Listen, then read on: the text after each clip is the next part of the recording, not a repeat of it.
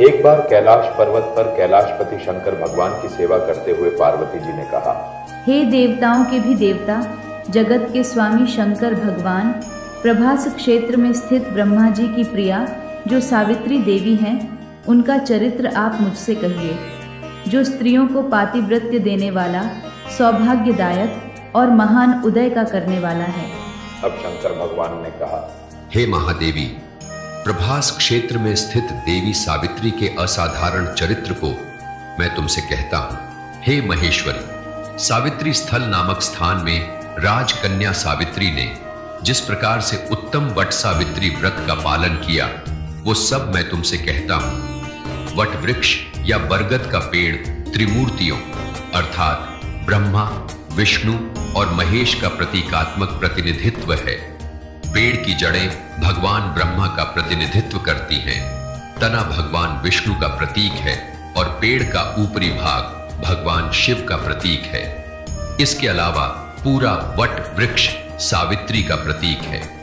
स्त्रियां इस दिन अपने पतियों की सुरक्षा के लिए पवित्र व्रत रखती है और उनके अच्छे भाग्य और जीवन में सफलता के लिए भी प्रार्थना करती है। मद्र नामक राज्य में एक धर्मात्मा, सभी प्राणियों के हित में तत्पर रहने वाला, प्रजा का प्रिय अश्वपति नामक राजा था, जो क्षमाशील, सत्यवादी और इंद्रियों को वश में रखने वाला था। राजा अश्वपति संतान रहित था। एक समय वह राजा प्रभास क्षेत्र की यात्रा के निमित्त वहां पर आया और विधि पूर्वक यात्रा करता हुआ सावित्री देवी के स्थल पर पहुंचा। वहां पर उस राजा ने अपनी रानी के साथ सभी प्रकार की कामनाओं को पूर्ण करने वाले इस व्रत को किया, जो सावित्री व्रत के नाम से प्रसिद्ध है। उन्होंने संतान की प्राप्ति के लिए मंत्रोच्चारण के साथ प्रतिदिन 1,00,000 आहुतियां दी। 18 वर्षों तक यह क्रम जारी रहा। भूरलोक, भूवरलोक, स्वरलोक इस मंत्र की साक्षात मूर्ति बनकर श्री ब्रह्मा जी की प्रिया सावित्री देवी उस राजा पर प्रसन्न हुई। कमंडलू को धारण करने वाली वह सावित्री देवी दर्शन देने के बाद पुनः अदृश्य हो गई और कुछ समय के बाद उसी राजा के यहाँ देवी के समान रूप वाली कन्या के रूप में उत्पन्न हुई। राजा को कन्या की प्राप्ति सावित्री देवी की प्रसन्नता से उनकी पूजा करने के बाद हुई।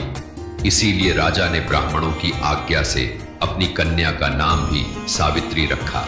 वह राजकन्या सावित्री साक्षात शरीर धारण की हुई लक्ष्मी के समान शोभित होती हुई बढ़ने लगी और धीरे धीरे वो सुकुमारी युवावस्था को प्राप्त हुई, जो अत्यंत सुंदर थी और सुवर्ण की प्रतिमा के समान दिखाई पड़ती थी।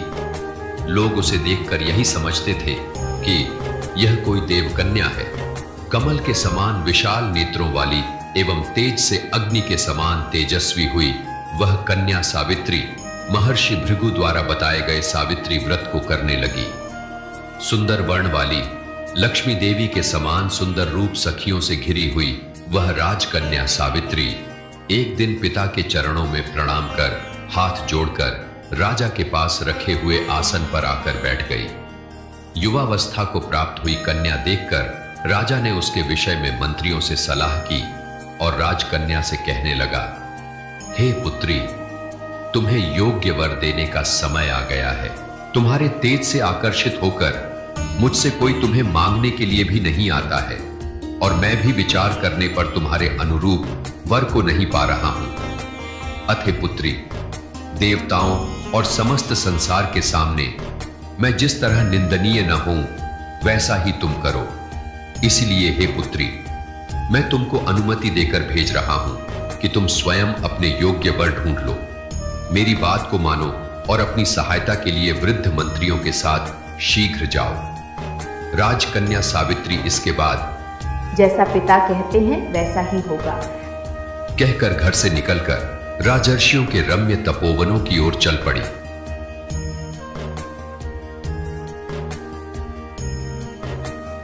और वहां पहुंचकर माननीय वृद्ध जनों को प्रणाम कर सभी तीर्थों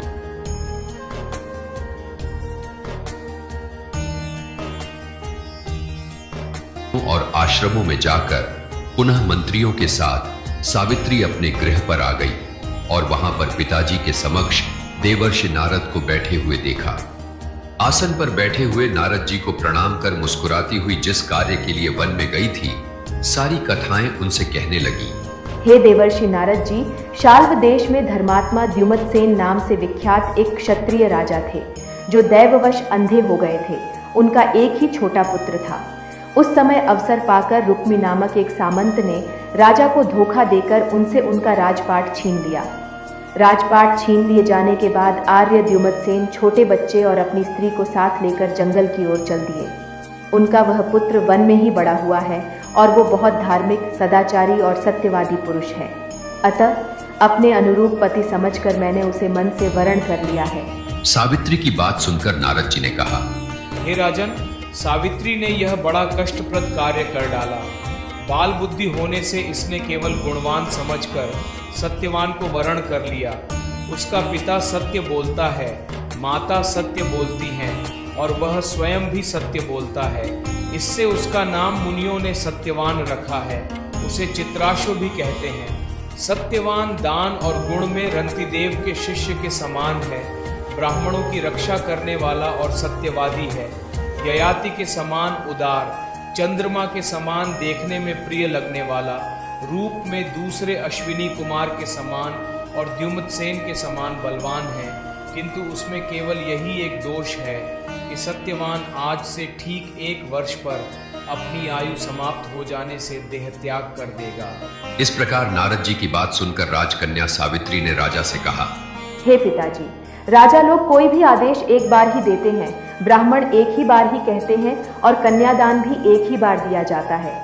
ये तीनों कर्म बारंबार नहीं, एक बार ही किए जाते हैं। दीर्घायु हो अथवा अल्पायु, गुणवान हो अथवा निर्गुण, मैंने आपके आदेशानुसार वर का एक बार वरण कर लिया, अब दूसरे वर को वरण नहीं करूंगी। सावित्री की बात सुनकर नारद जी ने कहा, हे राजन, यदि आपको स्वीकार हो तो अपनी पुत्री सावित्री का कन्यादान निर्विघ्नता के साथ शीघ्र कर दीजिए। ऐसा कहकर नारद जी आकाश मार्ग से स्वर्गलोक चले गए।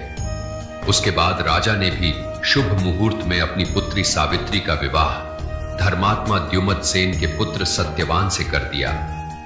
सावित्री मनोभिलषित उस सत्यवान को पति पाकर ऐसी प्रसन्न हुई जैसे कोई पुण्यवान पुरुष स्वर्ग को देखकर प्रसन्न होता है। इसके बाद शिव जी पार्वती से कहते हैं, हे पार्वती, इस प्रकार आश्रम में उन सावित्री और सत्यवान का कुछ समय व्यतीत हुआ। उस समय केवल एक सत्यवान की भार्या सावित्री ही ऐसी थी जिसके चित्त में रात दिन नारद जी की कही हुई बात रहती थी। उसके बाद बहुत दिन बीत जाने पर वह समय आ गया कि जिसमें सत्यवान को मरना था। सावित्री ने नारद जी की बताई हुई तिथि से गणना की कि सायंकाल में आज से चौथे दिन मेरे पति के मरने की तिथि है। यह सोचकर 3 रात्रि तक निराहार व्रत रहने का उद्देश्य रखकर रात दिन आश्रम में स्थिर रूप से रहने लगी। इसके बाद 3 रात्रि बीत जाने पर प्रातःकाल मरण तिथि वाले दिन स्नान कर देवताओं का तर्पण करने के बाद चारुहासिनी सावित्री ने सास श्वसुर का पद वंदन किया। इसके बाद जब कुल्हाड़ी लेकर सत्यवान जंगल की ओर चला, तब जाते हुए अपने पति के पीछे पीछे सावित्री भी चली। वन में पहुंचकर सत्यवान सूखी लकड़ियों को इकट्ठा करके बांधने लगा। लकड़ियों को काटते काटते अचानक उसके सिर में पीड़ा होने लगी, जिससे उस कार्य को छोड़कर वट वृक्ष की एक शाखा का सहारा लेकर सावित्री से कहने लगा, हे सुंदरी, सिर की पीड़ा मुझे दुख दे रही है, अतः मैं तुम्हारी गोद में क्षण भर सोना चाहता हूँ। सावित्री ने दुखित होकर कहा, हे महाबाहो, आप विश्राम करें, हम बाद में अपने आश्रम को चलेंगे। जैसे ही पृथ्वी पर बैठी हुई सावित्री ने सत्यवान के सिर को अपनी गोद में रखा, वैसे ही उसने कृष्ण मिश्रित पिंगल वर्ण वाले क्रीटधारी पीत वस्त्र पहने हुए साक्षात सूर्य के समान उदित हुए पुरुष को देखा। उसे देखकर सावित्री प्रणाम कर मधुर वचनों में उससे कहने लगी, आप देवताओं अथवा दैत्यों में से कौन हैं जो मुझे धर्म से विमुख करने के लिए आए हैं? मुझे अपने धर्म से विमुख करने के लिए कोई समर्थ नहीं है, क्योंकि हे पुरुष श्रेष्ठ, मुझे धधकती आग की लपटों के समान ही समझिए। सावित्री के सामने उदित हुए पुरुष यमराज ने कहा, मैं सब प्राणियों को उनके कर्मानुसार उचित दंड देने वाला यम हूँ। हे पतिव्रता सावित्री, समीप में पड़े हुए तुम्हारे इस पति की आयु समाप्त हो गई है। तुम्हारे सतीत्व के तेज के कारण इसे यमदूत पकड़कर नहीं ले जा सकेंगे, इसलिए मैं स्वयं आया हूं। ऐसा कहकर यमराज ने यमपाश को फेंककर सत्यवान के शरीर से उसकी जीवात्मा को बलपूर्वक निकाल लिया और यमपुरी के मार्ग की ओर चलना शुरू किया। तो पतिव्रता सावित्री भी उनके पीछे पीछे चली। यमराज ने उस देवी से कहा, हे सावित्री, एक मुहूर्त हुआ, तुम यहां तक मेरे साथ आ गई। पतिव्रता होने के नाते तुम चलने में थकती भी नहीं हो। पृथ्वी तक भी पत्नी अपने पति का साथ देती है। अब तुम वापस लौट जाओ। सावित्री ने यमराज से कहा, हे यमदेव, इस संसार में सब प्राणियों के स्थान है, किंतु स्त्रियों के लिए तो एकमात्र पति को छोड़कर दूसरा कोई स्थान नहीं है। जहाँ मेरे पति रहेंगे, मुझे उनके साथ रहना है, यही मेरा पत्नी धर्म है। सावित्री अपनी बात पर अडिग रही और यमराज जी के पीछे पीछे प्रार्थना करते हुए चलने लगी। यमराज ने सावित्री को समझाने की कोशिश की कि यही विधि का विधान है, लेकिन सावित्री ने उनकी एक न सुनी। आखिरकार सावित्री की निष्ठा को देखकर सूर्यपुत्र यमराज ने प्रसन्न होकर सावित्री से यह बात कही, हे पतिव्रता सावित्री, मैं तुमसे प्रसन्न हूं। तुम्हारा कल्याण हो। मैं सत्यवान के प्राण नहीं छोड़ सकता हूं, परंतु मैं तुम्हें एक वरदान देना चाहता हूं। जो चाहो मांग लो। सत्यवान के प्राण के अतिरिक्त तुम मुझसे कुछ भी वरदान मांग लो। तब सावित्री ने कहा, हे यमदेव, अगर आप मुझ पर प्रसन्न हैं तो कृपया करके मेरे श्वशुर जी को देखने की शक्ति के साथ साथ उनके राज्य को फिर से प्राप्त करने का वरदान दीजिए। यमराज ने तथास्तु कहकर सावित्री को वरदान दिया और वहां से लौट जाने के लिए कहा। थोड़ी देर बाद जब यमराज ने पीछे मुड़कर देखा तो उन्होंने सावित्री को पीछे आते हुए पाया।